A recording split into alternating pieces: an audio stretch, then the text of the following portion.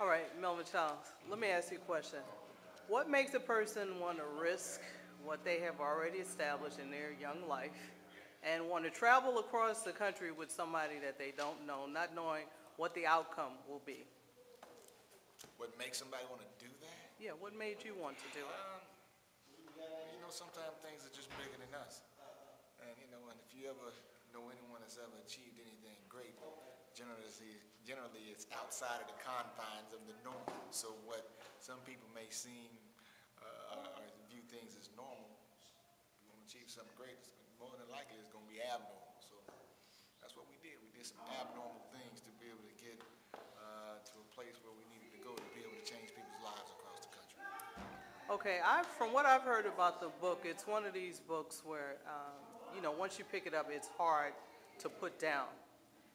Would you please tell us some things about the book so people understand that the book that you have written is this type of book and that they need to get it? Well, it just kind of tells a journey. I mean, it's a story that really hadn't been told before about myself and a young lady by the name of Nia Hill, who actually were, I guess you would be the foundation of introducing Tyler across the country. And that in itself was a huge, huge journey. It just wasn't as simple as playing a show in the House of Blues or going into the Fox or playing theaters around the country. Young black folks that without any means and money and that kind of thing, there was a struggle. We had we were fighting with each other every 5 minutes, and we were making mistakes left and right. But all it just kind of made us all better people at the end of the day. So. Okay, let me ask you a question. In terms of traveling and touring the country with a play 10 years ago and now, what things do you think have changed to make promotions, area promotions or producer, different from what it was then? Well, years ago, the production levels were a lot different. I mean, you could put on a show years ago you could tour the country with a couple $100,000 if you had that kind of money at your disposal.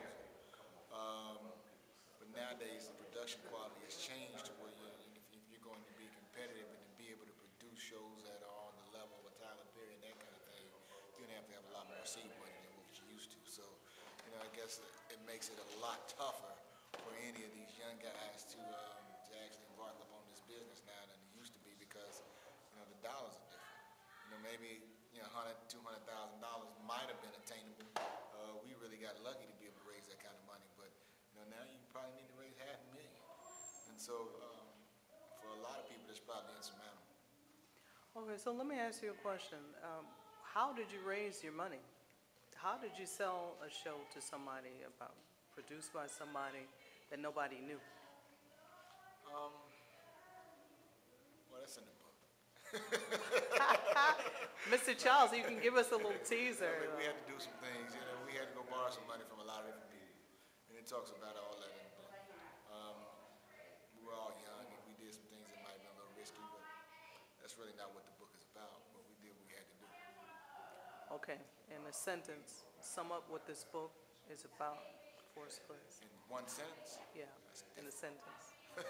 Okay, I'll give you two, Mr. Childs. All right, thank you. The book is about a struggle between three good friends who started out very young and very naive in this business. And at the end of the day, we were able to create the highest paid entertainment. And that's one of the things that we're all very proud of. Let me ask you a question, and you may have been asked this before. If you go back and change anything about this experience, would you change anything? Or would you like for it to remain the same?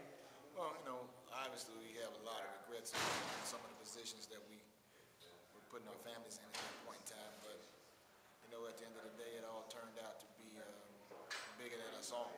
So with that being said, I don't guess I would change a thing. It's just one of those things I was just meant to go through. Okay. I know this book is going to sell a lot of books, and I'm hoping that it makes it to the top of the bestseller list.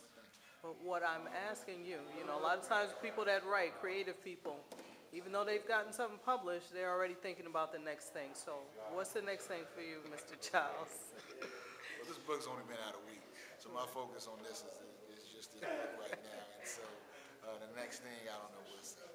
Okay, okay. Well, maybe a play, you know? I'm doing plays as we speak, so. Okay, But okay. in regards to writing and that kind of thing, I guess the next thing is, I don't know, we'll see.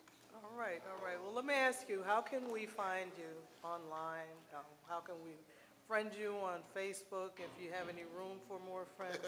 What do we need to do? All that's, I'm Melvin Childs. I have an author page, Melvin Childs, that you can go on to. You can reach me at TylerPerryBook.com or MelvinChilds.com. Either one of those work. Or you can buy the book on Amazon, or it's at Barnes & Noble and any of the stores where books are sold around the country.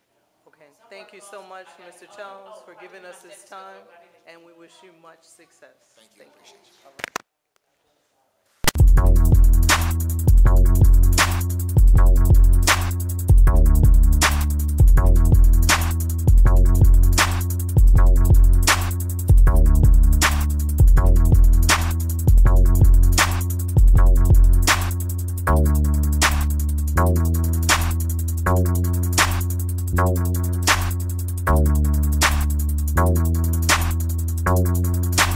No.